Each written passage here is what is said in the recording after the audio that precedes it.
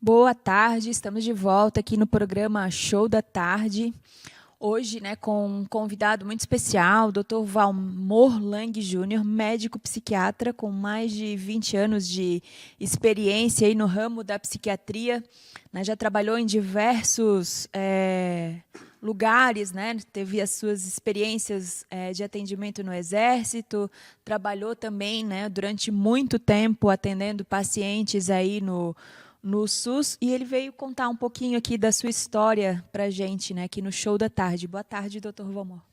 Ok, boa tarde, Vanderleia. Boa tarde, amigos ouvintes. Então, prazer estar aqui novamente aqui no Show da Tarde com vocês. O prazer é todo nosso, né? O doutor Valmor, ele faz um trabalho que é muito legal, muito interessante, né? Onde ele alinha aí, né, toda a parte de psiquiatria com a parte aí também voltada para espiritualidade, né? E o trabalho dele é um trabalho assim super diferenciado, né?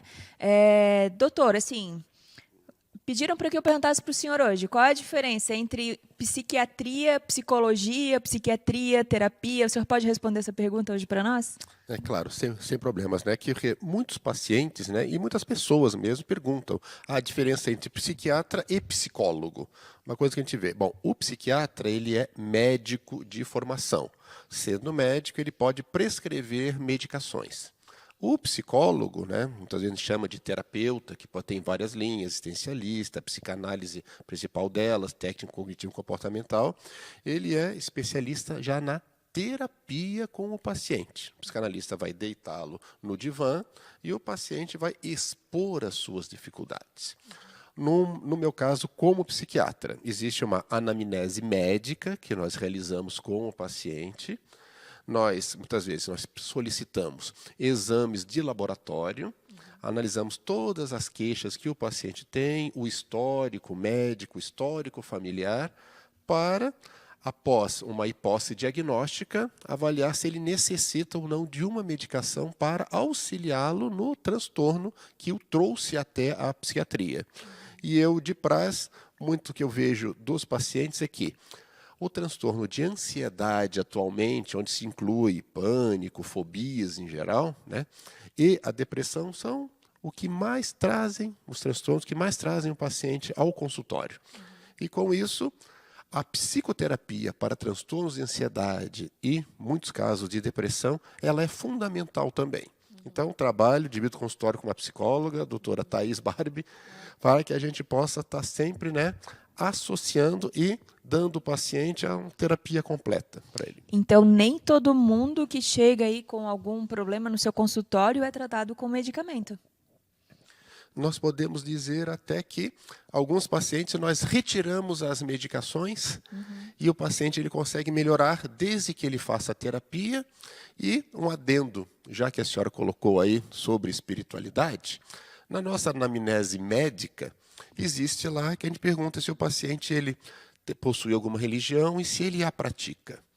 Quando o paciente ele gosta de dar uma abordada, ele mesmo, nesse assunto, falando, pô, doutor, eu já fui até com o pastor na igreja, eu já fui até no centro espírita para ver se me ajudava, essa coisa e tal. E o que você obteve de resposta?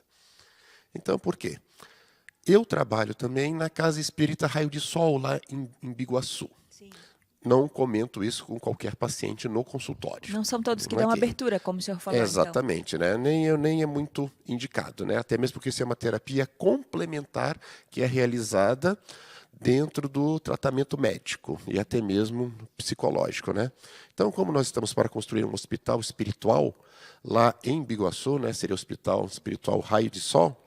Eu tenho muitos pacientes, alguns deles eles chegam, desculpe aqui a voz está ruinzinha, eles chegam até o meu consultório, até mesmo porque já viram entrevistas minhas, palestras no YouTube, que existem palestras lá. E também da outra entrevista que eu já dei aqui com a naturóloga Cristiane, falando que dá para a gente associar ciência e espiritualidade, até mesmo porque o que Allan Kardec nos colocou foi codificar o espiritismo.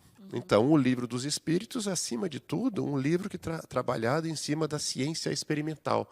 Então, inicialmente, ele foi lançado como uma nova filosofia científica. Mas como foram as religiões que combateram, após Kardec escrever o Evangelho segundo o Espiritismo, aqui no Brasil, ganhou fama de religião também. Até mesmo o grande trabalho feito por Francisco Cândido Xavier, da religiosidade, a espiritualidade que foi dada nesse ramo para o Espiritismo. Então a gente pode até considerar assim que a gente está falando de uma ciência, né? Não é a questão da religiosidade, é uma ciência, né? Até mesmo que a gente analisa aqui, o Livro dos Espíritos tem 1019 perguntas que Kardec fez aos espíritos e os espíritos responderam. Nenhuma daquelas resposta dada pelos espíritos conseguiu ser contestada até o momento. Pelo contrário, só houve complemento. Afinal, o Livro dos Espíritos é de 1857. Já vão aí mais de 160 anos de espiritismo. E muitos dos pacientes que chegam até mim no consultório perguntam: pô, doutor, o senhor que é espírita, acha que o meu problema está só relacionado a isso? Eu falei: querido, olha, aqui a gente não faz sessão espírita no consultório, mas a gente pode analisar quais os teus sintomas.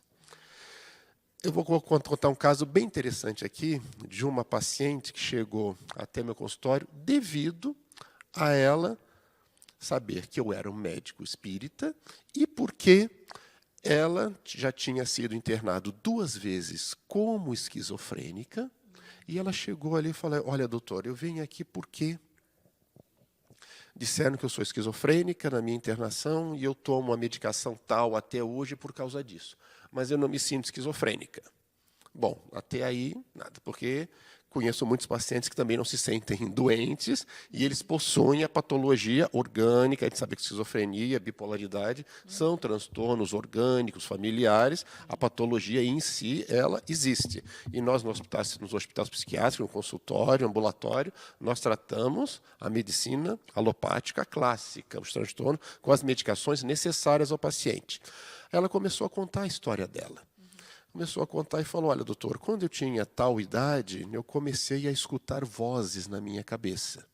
Só que eram vozes ruins, que diziam coisas ruins para mim, me deixavam depressiva, dizia que era para mim desfazer da minha vida, tinha que me matar, e com isso eu acabei tendo um surto por essas vozes. Aí eu fui internada e disseram que eu era esquizofrênica por causa disso. Ok. Saí com a medicação tal, posso até falar, foi risperidona, excelente medicação para esquizofrenia. Só que as vozes nunca me abandonaram de vez. Assim, mesmo com a alta dose da risperidona, ainda vinha aquela voz que incomodava. Até que eu comecei a não conseguir aceitar aquilo que aquelas vozes me falavam e acabei surtando de novo. E me internaram mais uma vez. A minha mãe sempre me internava porque eu era jovem. Ok. Depois dessa segunda internação, mesmo com a medicação, experimentei outras, as vozes nunca me abandonaram. Eu falei: bom, então aí já tem algum outro ponto, né? Que realmente existem esquizofrenias paranoides, muitas desorganizadas, em que às vezes as alterações da sensopercepção, uma das principais é a audição de vozes, realmente ela às vezes não consegue ser plenamente controlada. Ok, até agora estava na entrevista psiquiátrica clássica. Porém, eu comecei a ver que Kurt Schneider, né, descreveu várias outras sinais e sintomas da esquizofrenia. Você precisa ter o eco do pensamento, inserção do pensamento, o delírio persecutório, várias outras, que a gente pode classificar se realmente o paciente tem todos aqueles sinais dentro da esquizofrenia. E aí, a única coisa que ela tinha de esquizofrenia era escutar as vozes, que mesmo ela medicada não abandonava. Eu falei: opa, então tem alguma coisa a mais. Aí ela falou: olha, doutor, o que aconteceu comigo depois? Uma pessoa chegou e comentou que, olha, o problema é que você é médium e essas vozes são entidades espirituais que estão se comunicando com você. Na hora ela não acreditou, mas ela aceitou um tratamento numa casa espírita. E ela foi. Realizando esse tratamento na casa espírita, ela percebeu que a clareaudiência dela era tão intensa que ela sempre iria escutar os espíritos. A grande dificuldade é que ela só escutava as coisas ruins. Aí ela falou, olha, doutora, eu fiz aí estudo do Evangelho. Ela falou que, olha, eu mudei a minha percepção de vida, o que nós chamamos, muitas vezes, de reforma íntima. Muita coisa que eu vi que eu fazia errada, e eu atraía para mim esse tipo de energia que essas entidades tinham. O que eu fiz? Eu disse que eu subi um degrau na minha moral. O que aconteceu? Eu, após esse tratamento e estudos na casa espírita, eu continuei escutando as vozes. Porém, as vozes ruins, elas foram embora. E eu comecei a escutar coisas boas. Inclusive, me colocaram na mesa para eu psicografar, escrever as mensagens que eu estava escutando. Aí, como o próprio Kardec, né, ele descreve que você nunca deve aceitar qualquer tipo de mensagem espiritual como digna de fé, sem passar pelo crivo da razão. E aí, o dirigente da casa analisava o que ela escrevia, porque muitas vezes pode ser o nosso próprio espírito que está escrevendo aquilo ali. Ou seja, ser produção nossa. Exatamente, né? Tudo a fantasia da nossa própria cabeça. E só que ela escrevia poesias e coisas que não estavam além da capacidade dela, capacidade de estudo, capacidade cognitiva, e o presidente da casa disse, não, essa aqui é uma mensagem genuína que veio da espiritualidade. E aí a paciente chegou e disse para mim, olha, doutor, atualmente eu só escuto as vozes ruins, só escuto as vozes boas, há anos que eu não escuto as vozes ruins, porém, a minha mãe não quer que eu pare de tomar o remédio. Olha a sinuca de bico que ela me colocou. Falou, doutor, eu posso parar a medicação? Eu falei, olha, você está tomando tantos miligramas. Vamos fazer o seguinte, você vai reduzir a medicação à metade, e após reduzir a metade, daqui a um mês, você retorna para a gente conversar novamente. Ok? Tá. Ela retornou, falou, olha, doutor, depois que eu reduzi a medicação, melhorou um pouco mais esse meu esclarecimento do que as vozes boas me dizem. Eu melhorei na mesa mediúnica. Dr. Sérgio Felipe de Oliveira, que inclusive é um neurocientista, ele fala que através da glândula pineal, que é o nosso órgão sensorial da mediunidade, as medicações conseguem... Eu digo bloquear o nosso da interferência. Por quê? Porque muitos dos pacientes, inclusive esquizofrênicos, também todos nós temos mediunidade. Então, atrapalha bastante. Então, a medicação muitas vezes é necessária para que se apazigue tanto as vozes espirituais como as alterações sensoperceptivas da própria esquizofrenia. E ela falou, tá, e as vozes ruins? Não, doutor, parece que diminuí a dose, estou me sentindo melhor. Ok, então vamos fazer o seguinte, já reduzimos a metade, vamos deixar você sem medicação, para ver se...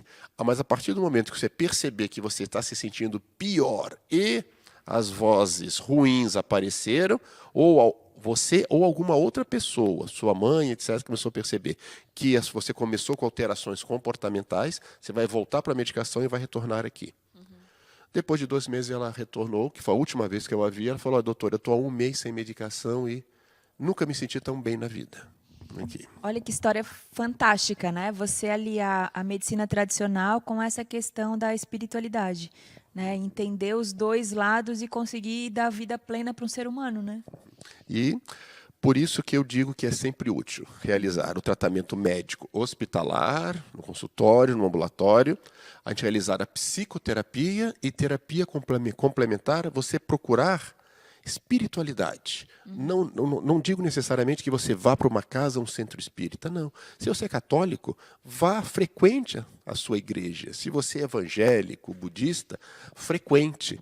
Porque existem estudos que mostram que a pessoa que pratica a sua religião, a sua religiosidade, espiritualidade, são pessoas mais felizes, são pessoas que vivem mais, que usam menos medicação, simplesmente para a gente ver como a nossa fé trabalha. E com o Espiritismo a gente trabalha a fé raciocinada, que é em cima dos protocolos espíritas já determinados por Kardec. A gente vê que, como nada foi contestado até hoje, dizendo que aquilo não funciona ou aquilo está errado, a gente continua atuando nesse ponto. É você se conectar com o seu Deus, né? Na verdade, né? Você sabe como que você vai fazer essa conexão, né?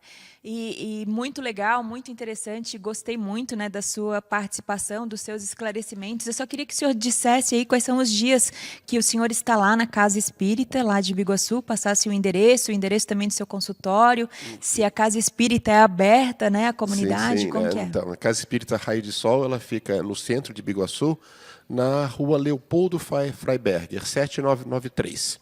É muito fácil. Quem está indo para Biguaçu, daqui de São José, Florianópolis, é só pegar a entrada 195, que vai da Emplaque, onde tem a van também. Depois da Emplaque, dobrou a primeira direita, essa rua. Vai até o final, onde chega lá. Às terças-feiras, às 20 horas, eu mesmo estou lá na coordenação das palestras. Nós temos palestras abertas ao público com o tratamento espiritual na sequência. E quintas-feiras temos os cursos a partir das 19 horas. Então, Casa Espírita Raio de Sol. E consultório, tem um consultório em Biguaçu também, no centro de Biguaçu. Acho que já deve ter aparecido aí, que eu deixei os telefones, né? Também trabalho com consultórios Medley em Barreiros e também na clínica do Dr. Valsec, lá no centro de Florianópolis. Se procurar o Dr. Valmor, o psiquiatra, que lá estou eu. E também atende em Tijucas, né? Tem várias pessoas aqui que nos assistem da Certo, Grande né? Florianópolis que também podem encontrar o senhor lá. 100, lá de Tijucas. Podem encontrar lá. Muito obrigada, doutor Valmor, pela sua presença, né? Eu acho que foi de grande valia para todo mundo que está assistindo, para a gente entender aí que a medicina tradicional ela é uma forte aliada nos nossos cuidados em saúde, mas a gente também tem que mudar muitas vezes o pensamento, o sentimento que a gente tem, né? Fazer essa reforma íntima, como o senhor falou, para ter mais saúde. Muito obrigada por estar aqui conosco hoje. Então, eu é que agradeço a presença, ao Tadeu, a todos, e dizer que tratamos espiritualmente por quê? Porque, no fundo, nós somos seres energéticos. Então, é no ponto energético magnético do nosso corpo que são realizadas as curas espirituais. Seria isso. Obrigado e boa tarde. Boa tarde, obrigada por ter vindo aqui. Nós que agradecemos.